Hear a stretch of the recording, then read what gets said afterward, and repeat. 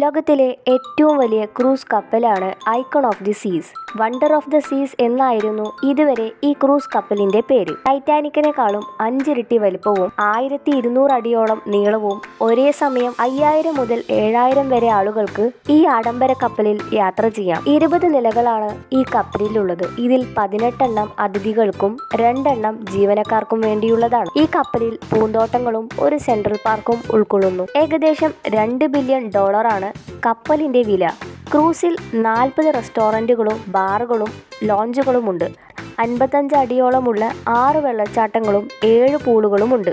ഏകദേശം 2000ഓളം ജീവനക്കാരുടെ സേവനം യാത്രക്കാർക്ക് ലഭിക്കും. ഒരാൾക്ക് 1.5 ലക്ഷം മുതൽ 2 ലക്ഷം വരെയാണ് യാത്രാ ചെലവ്. ലോകത്തിലെ ഏറ്റവും വലിയ ക്രൂസ് കപ്പലിന്റെ യാത്ര പടിഞ്ഞാറൻ കരീബിയയിൽ നിന്ന് 7 രാത്രികൾ ഉൾക്കൊള്ളുന്നതാണ്.